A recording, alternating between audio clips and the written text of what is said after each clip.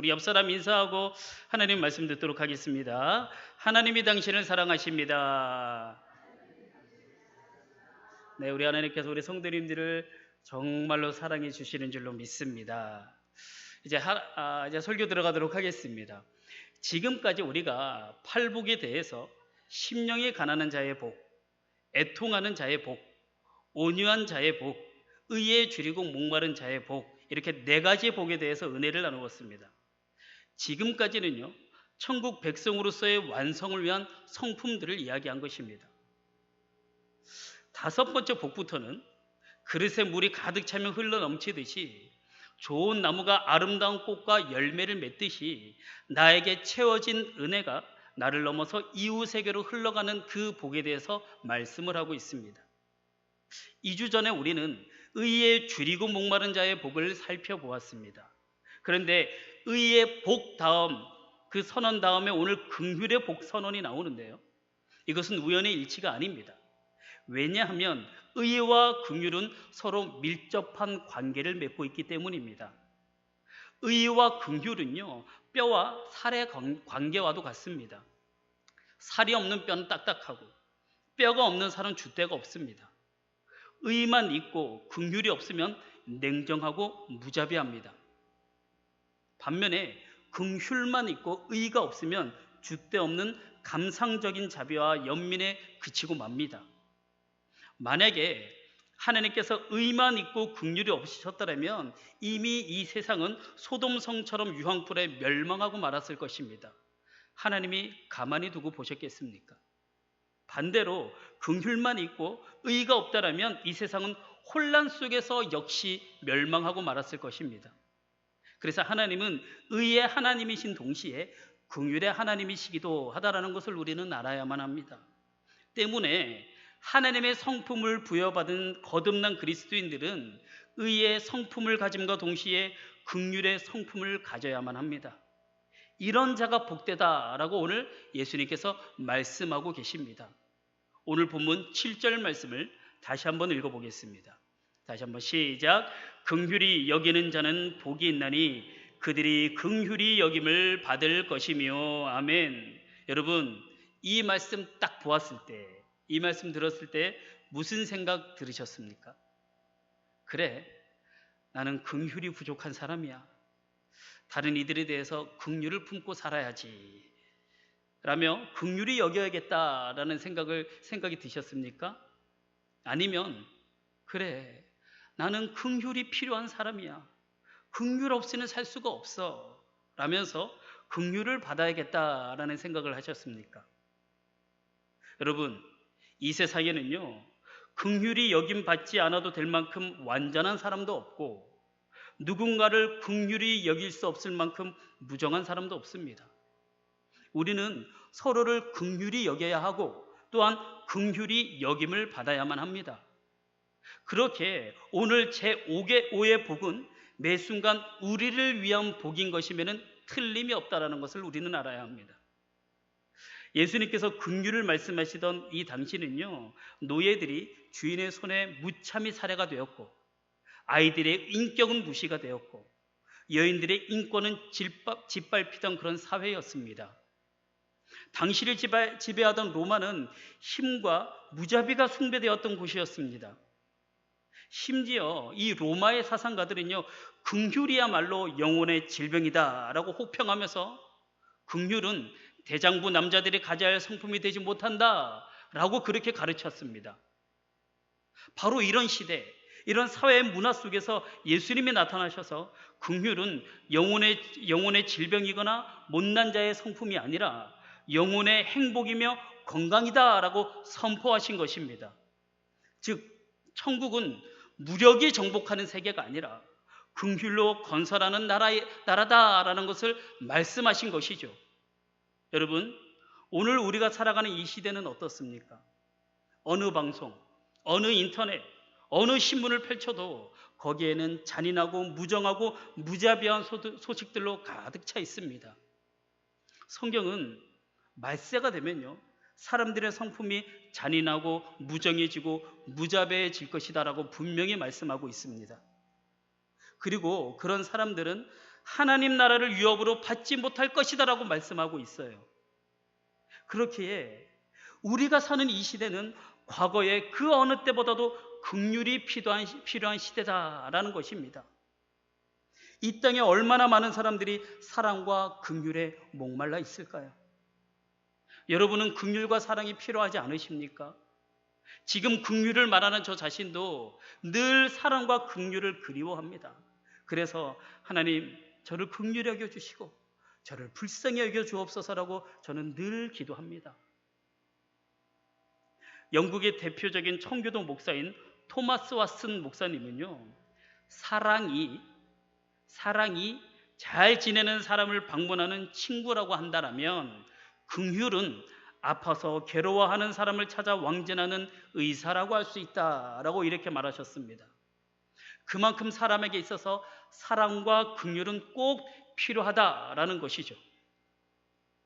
긍휼은 성경에서 그리고 설교가들의 입에서 자주 등장하는 단어 중에 하나입니다. 그렇지만 쉽게 그림이 그려지지 않는 단어이기도 해요. 긍휼이라는 것이.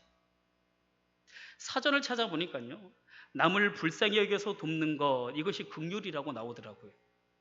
그렇지만 성경에서의 하나님에 대해서 사용하는, 하나님께서 말씀하시는 이 긍휼은 그 정도의 설명으로는 설명할 수 없는 깊은 차원을 다 담을 수 없을 만큼 심오하고 거룩한 뜻을 가지고 있습니다. 긍휼이라는 말은요, 성경 내용에 따라서 여러 가지로 번역이 되었습니다. 인자라고도 번역이 되고, 자비라고도 했고, 사랑이라고도 하고, 또 불쌍히 여긴다라는 말로도 번역이 되었고, 민망히 여긴다라는 말로도 번역이 되었습니다. 그만큼 긍휼이라는 것은 폭이 넓고 차원이 심오하다라는 것을 알 수가 있는 것이죠. 그런데 여러분, 긍휼이라는 것은요, 이 긍휼이라는 것은 무엇보다도 사랑이 바탕이 되어야만 합니다. 성경에서는 늘 그것을 말씀하고 있어요. 사랑이 바탕이 되어야 된다라고. 사랑은요, 그 대상에 따라서 각각 다르게 나타납니다. 여러분, 인간이 하나님을 사랑할 때 그것은 무엇으로 나타나느냐? 예배로 나타납니다. 나보다 훌륭한 사람에 대해서 사랑할 때 그것이 어떻게 나타나느냐? 존경의 마음으로 나타납니다. 그리고 나와 같은 위치인 나의 친구를 사랑할 때 그것은 어떻게 나타나느냐? 우정이라고 합니다.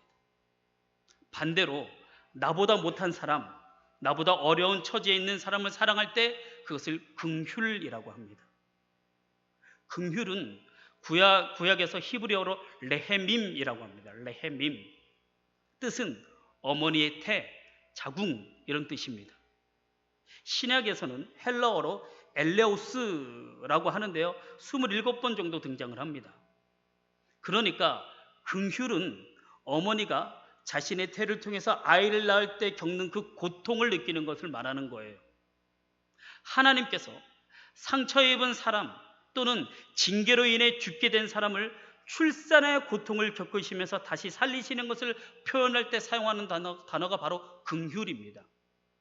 이 긍휼, 엘레오스가 신약에서 27번 정도 나온다고 했는데 그것은 그렇게 많이 등장하는 단어는 아니라는 거예요. 하지만 긍휼이라는 말은 대단히 중요한 의미를 가지고 있습니다. 여러분, 누가복음에서도 팔복 나오는 거 아십니까? 누가복음에서도 팔복이 나오거든요. 그런데 누가복음에서는 긍휼에 대해서 나오지 않아요. 오직 마태복음에만 있는 복선왕 가운데 하나가 긍휼히 여기는 자의 복, 이거에 대해서 나옵니다.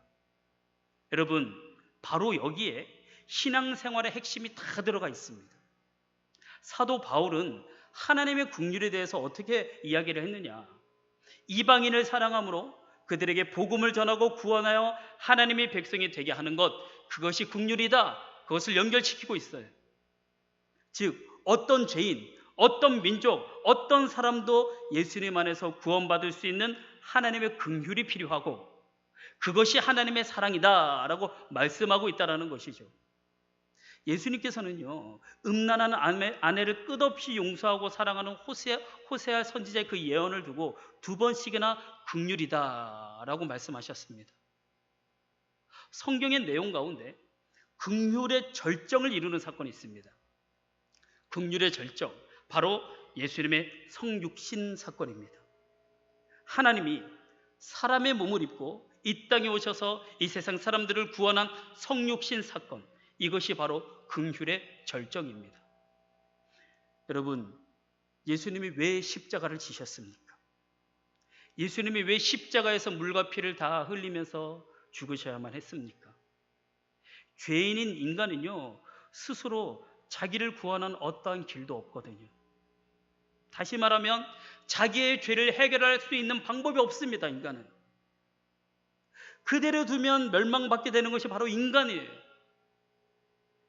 인간을 그렇게 내버려 둘 수 없어서 하나님이 친히 인간의 몸을 입고 이 땅에 오셔서 나 대신 고난받고 죽으신 사건이 바로 최고의 긍휼 사건이다라는 것입니다.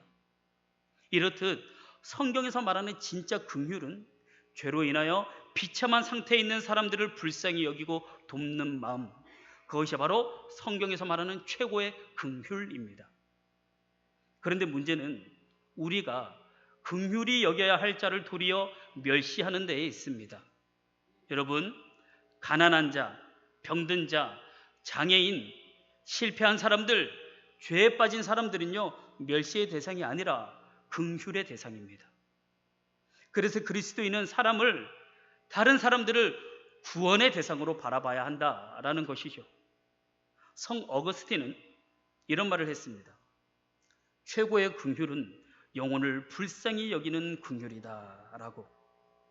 그리고 이어서 말하기를 영혼이 떠난 육체를 위하여도 우는데 하나님을 떠난 영혼들을 위하여 어찌 울지 않을 수 있겠는가라고 했습니다. 어느 날 찰스 핀이라고 하는 목사님이 시카고의 어느 번잡한 거리를 걸어다니면서 엉엉 울고 있었대요. 엉엉 울면서 걸어다닌 거예요.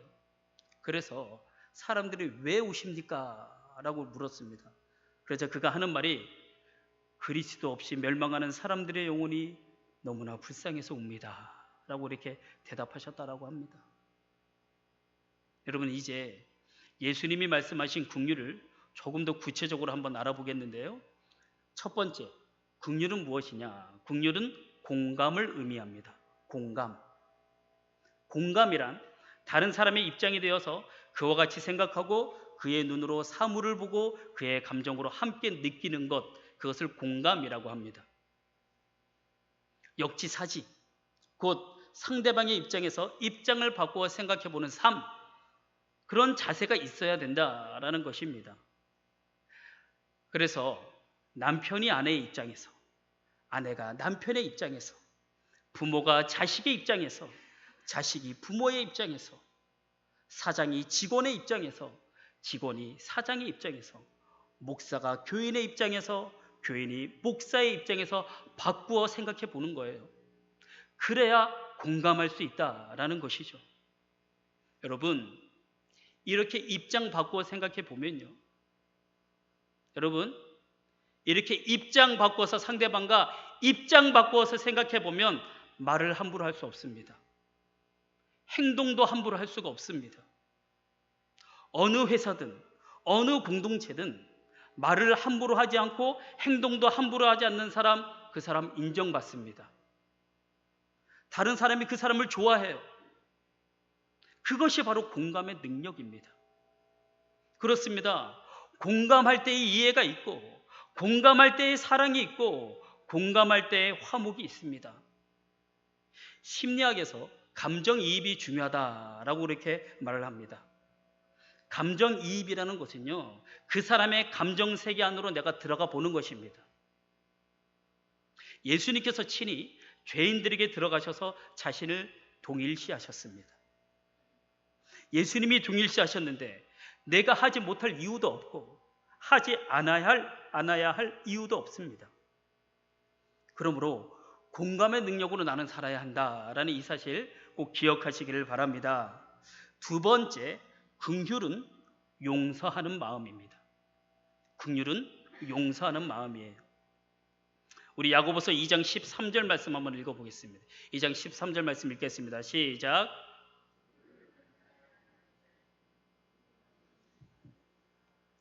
긍휼은 심판을 이기고 자랑하느니라. 아멘. 여러분, 이 말씀은요, 남에게 용서를 베풀 수 있는 사람만이 하나님으로부터 용서를 받을 수 있다, 그런 뜻입니다. 여러분, 이 말씀 결코 가볍게 보아서는 안 될 말씀이에요. 아주 무서운 말씀입니다. 왜냐하면 남을 용서하지 않는다면 나도 용서 대신에 하나님의 심판을 받을 수밖에 없다라는 그런 말씀이거든요.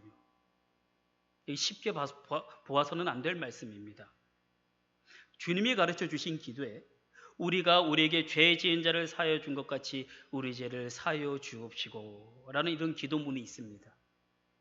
이 말씀도 내가 남의 잘못을 용서해 준 만큼 나의 죄를 용서해 달라라는 그런 기도예요.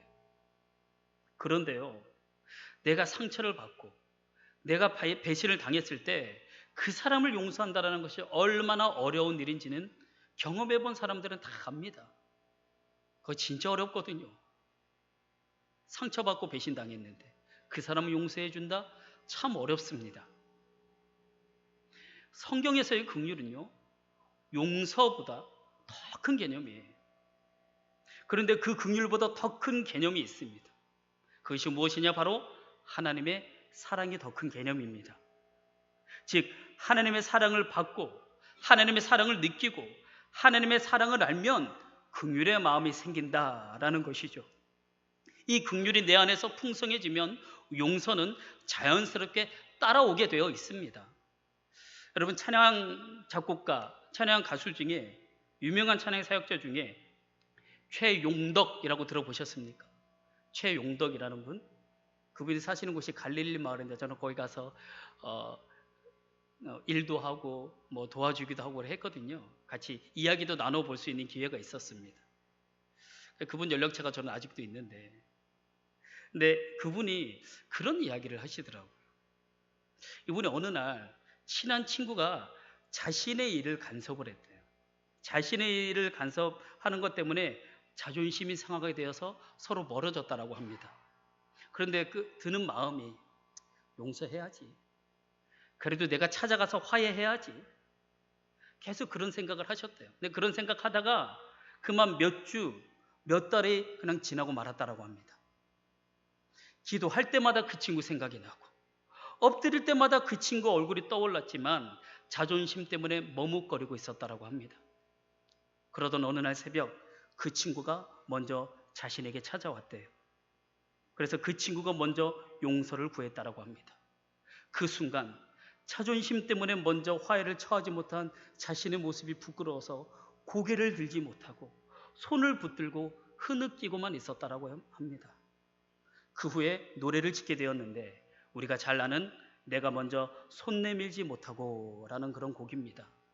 우리 이 시간에 이 곡을 잠시 한번 찬양해 봤으면 좋겠는데, 우리 한번 1절만 찬양의 가사를 잘 생각하면서 나의 모습을 돌아보면서 우리 1절만 한번 찬양하도록 해보겠습니다.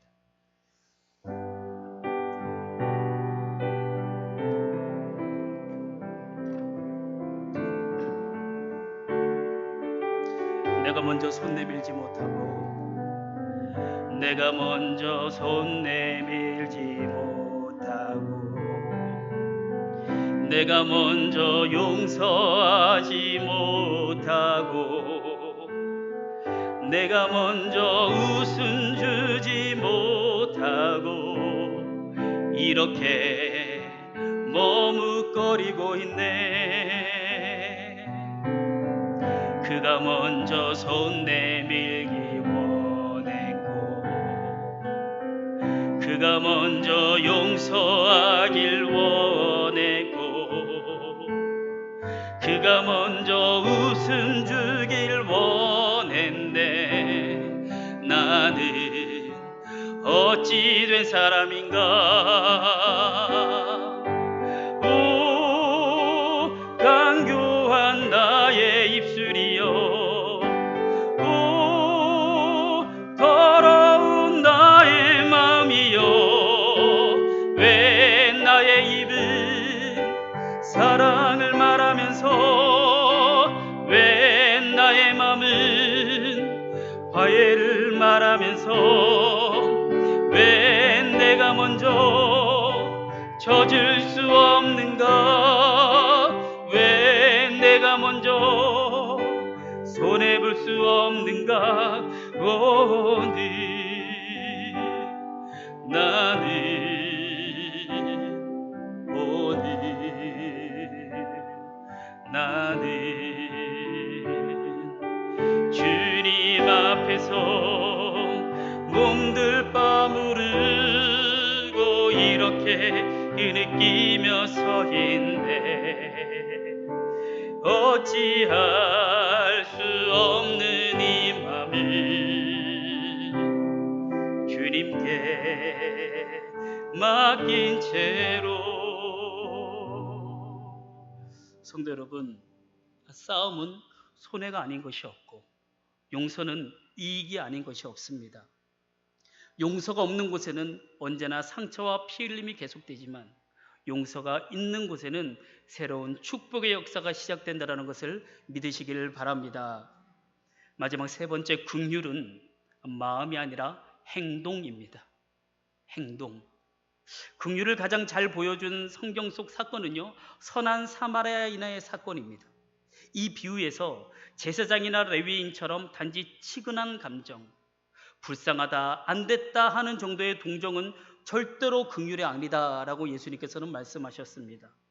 사마리아인은 유대인들처럼 긍휼의 대상을 가리지 않았어요. 상처 그 자체를 귀하게 여겼을 뿐입니다. 그래서 사마리아인은 자신의 받을 상처와 위험과 손해를 그것을 생각하지 않았습니다.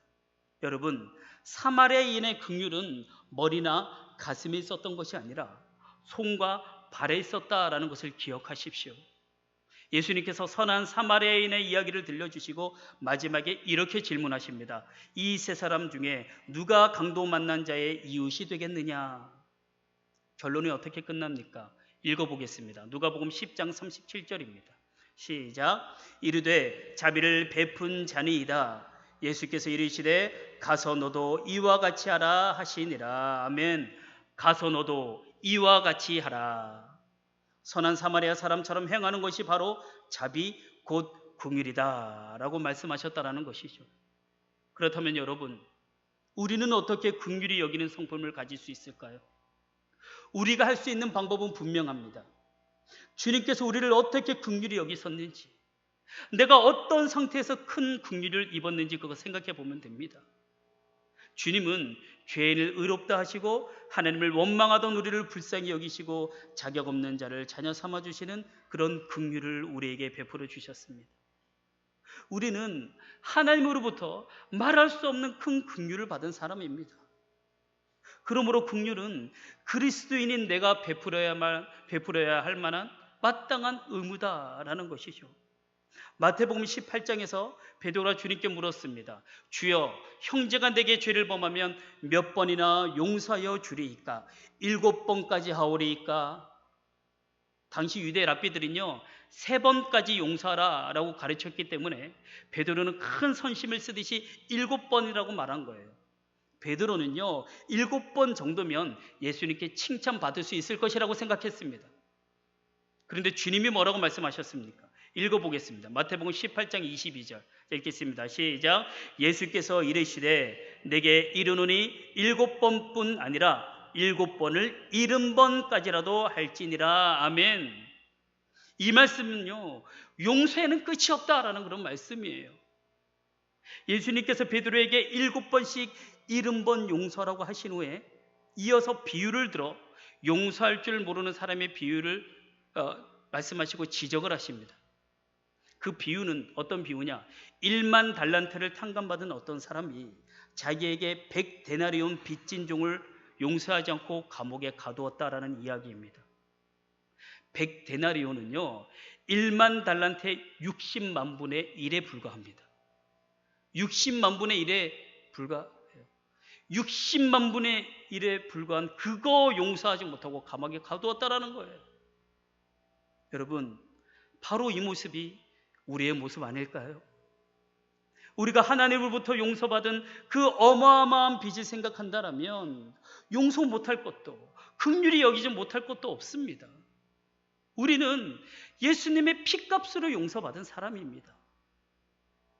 죄 없으신 주님이 나의 죄를 위하여 대신 피값으로 그것을 다 갚으셨어요. 그런 빚을 우리가 지었는데 무엇을 더 바랄 수 있으며 누구든 용서할 수가 없겠습니까? 그러니 우리는 용서하는 사람이 되어야 합니다. 말로만이 아니라 행동으로 용서를 구하고 용서하는 사람이 되어야만 합니다. 오늘 본문의 말씀을 헬라어 원어로 정확하게 번역을 하면 이렇습니다. 복되구나 긍휼히 여기는 자들이여 너희는 긍휼히 여김을 받을 것이로다. 이게 정확한 번역입니다. 여러분, 이 말씀에는 한 가지 숨어있는 뜻이 있어요. 그것은 내가 아무리 긍휼히 여김을 받으려고 해도 하나님의 긍휼히 여기시지 않고서는 긍휼히 여김 받을 길이 없다라는 그 사실이 숨겨져 있습니다. 또한 이 말씀은요, 내 능력으로는 누군가를 긍휼히 여길 힘이 없다라는 말이기도 합니다. 그래서 이 말씀을 신학에서 신적인 수동태, 거룩한 수동태라고 합니다. 여러분, 긍휼은요, 내 성품이 아니라 하나님의 성품이기 때문에 우리의 힘으로는 불가능한 거예요. 하나님이 나를 긍휼히 여기실 때에만 긍휼을 받을 수 있고, 하나님이 긍휼의 선물을 주실 때에만 나도 다른 사람을 긍휼히 여길 수 있다라는 것이죠. 이것이 거룩한 수동태의 깊은 의미입니다. 팔복은 사실 거룩한 수동태로 표현된 거예요. 알아야 할 것은 거룩한 수동태 그런 거 다 몰라도 되고, 그런 단어 몰라도 되고, 문장 몰라도 되고, 알아야 할 것은 긍휼은 구원과 용서의 조건은 아니라는 것. 긍휼은 하나님께 나아온 자들에게 주시는 하나님의 선물이라는 것입니다.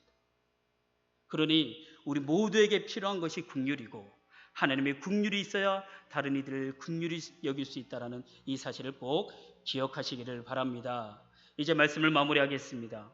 오늘 예수님께서 5번째 복을 말씀하시면서 복되구나 긍휼히 여기는 자들이여 너희는 긍휼히 여김을 받을 것이로다 라고 말씀하셨습니다. 존귀한 성도 여러분, 복 받고 싶으십니까? 복 받고 싶으시지 않습니까? 그렇다면 다른 이들을 긍휼히 여기시기 바랍니다. 나 자신의 하나님의 긍휼 없이 살 수 없는 존재임을 인정하고 이웃을 긍휼히 여기십시오. 우리는 이미 하나님의 긍휼을 받은 사람입니다. 하나님의 긍휼을 받았다라는 것은 이웃을 긍휼히 여길 수 있는 그 복이 이미 임했다라는 것입니다. 하나님이 주신 긍휼을 나누어질 때에 하나님은 그런 나를 너무 귀하다라고 그렇게 말씀하십니다.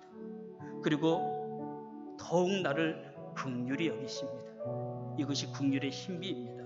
그러므로 이번 한 주간 살아갈 때에 나를 긍휼히 여기신 하나님의 은혜를 생각하면서 내 주변의 사람들, 우리 이웃들을 긍휼히 여기며 살아가는 저와 여러분이 되시기를 주님의 이름으로 부탁드립니다. 우리 찬양 한 곡하고 우리 말씀 붙잡고 한번 합심 기도하겠습니다.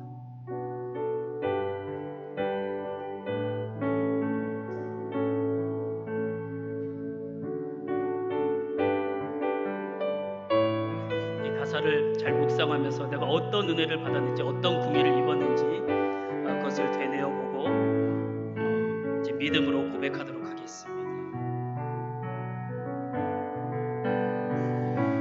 오직 주의 사랑에 매여, 오직 주의 사랑에 매여 내 영 기뻐 노래합니다. 이 소망의 언덕 기쁨의 땅에서 주께 사랑드립니다. 오직 주의 임재 안에 갇혀, 오직 주의 임재 안에 갇혀 내 영 기뻐 찬양합니다. 이 소명의 언덕 거룩한 땅에서 주께 경배드립니다. 주께서 주신 모든 은혜, 주께서 주신 모든 은혜 나는 말할 수 없네. 내 영혼 즐거이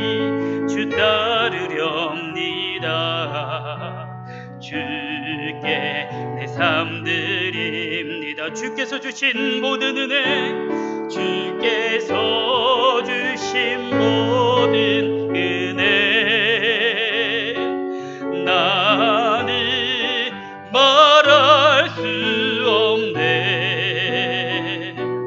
내 영혼 즐거이 주 따르렵니다. 주께 내 삶 드립니다. 사랑하는 성도 여러분, 우리는 하나님께 긍휼을 입은 사람입니다. 하나님께서 나를 긍휼히 여겨 주셔서 독생자 예수 그리스도를 십자가에 던지시고 내가 당해야 될 고통과 고난과 죽음을 친히 다 대신 겪으시고 우리를 살려주셨습니다. 그런 내가 혹시 용서하지 못하는 사람이 있지는 않는지요? 그런 내가 긍휼히 여기는 모습으로 긍휼함으로 살아가지 못하는 것은 아닌지요? 여러분, 긍휼은 내 힘으로 내 능력으로 하는 것이 아닙니다. 하나님께서 나를 긍휼히 여기셨다는 그 사실을 깨닫고 그 사실을 알 때 우리가 긍휼할 수 있다는 것을 믿으시고, 이 시간에 기도할 때에 하나님, 내가 하나님께 긍휼을 입은 자로서 내가 다른 이들을 긍휼히 여기는 자가 되길 원합니다. 내가 다른 이들을 용서하는 자가 되길 원합니다. 주님께서 나를 용서해 주셨기 때문에 나도 용서하는 자가 되게 하여 주시고 긍휼한 자가 되게 하여 주셔서 긍휼한 자에게 주시는 그 복을 누리며 살아가는 그런 인생 되게 하여 주옵소서라고 이 시간에 주여 한번 외치고 다 같이 통성으로 기도하며 나아가겠습니다. 주여, 하나님 참으로 감사합니다. 거룩한 주일 이 아버지 집에 와서 주님 앞에 예배하며 또 하나님의 말씀을 듣고 긍휼히 여긴 자에게 복이 있다라고 말씀하시는 그 말씀 들려주시니 감사합니다. 하나님, 내가 하나님께 긍휼을 입은 사람이라는 것, 하나님께서 나를 긍휼히 여겨주셨다는 것, 하나님 그 사실을 기억하게 하여 주옵소서. 하나님께서 나를 긍휼히 여겨주셔서 나의 죄를 용서하여 주셨던 것처럼 내가 긍휼을 입은 자로서 하나님의 긍휼로 다른 사람을 용서할 수 있고 다른 사람을 도울 수 있고 다른 사람을 긍휼히 여길 수 있다는 이 사실을 믿고 하나님의 긍휼하심으로 다른 이들을 용서하며 긍휼히 여길 수 있는 우리의 모습 될 수 있도록 역사하여 주옵소서. 그렇게 긍휼하며 나아갈 때에 하나님께서 우리에게 복을 주시겠다라고 말씀하셨사오니 또한 그 복을 받으며 그 복을 누리며 그 복을 또한 마음껏 나누며 살아갈 수 있는 우리 모든 성도님들 되게 하여 주옵소서. 오늘 거룩한 성전에 나와서 주일 예배를 드릴 수 있는 특권을 허락하신 하나님, 오늘 주님께서 긍휼히 여기는 자는 복이 있다라고 말씀하셨습니다. 주님, 말씀을 통해 우리의 마음이 굳어지지 않게 하여 주시고 다른 이들의 아픔과 연약함을 공감하며 진심으로 긍휼히 여기는 자가 되게 하여 주옵소서. 우리가 받은 주님의 사랑과 긍휼을 기억하게 하시고 그 사랑을 이웃에게 흘려보낼 수 있는 긍휼이 있게 하여 주옵소서. 미움을 품기보다는 용서를 선택하게 하여 주시고 정죄하기보다는 이해하려는 마음을 주셔서 무엇보다도 긍휼에 메마른 세상 가운데 주님의 사랑과 자비의 통로가 되는 우리가 되게 하여 주옵소서. 그래서 삶을 통해 하나님 나라의 성품이 드러나고 주님의 긍휼을 날마다 경험하는 주님께서 주시는 복을 누리며 살아가는 우리 성도님들이 되게 하여 주옵소서. 복의 근원 되신 예수 그리스도의 이름으로 기도하옵나이다. 아멘.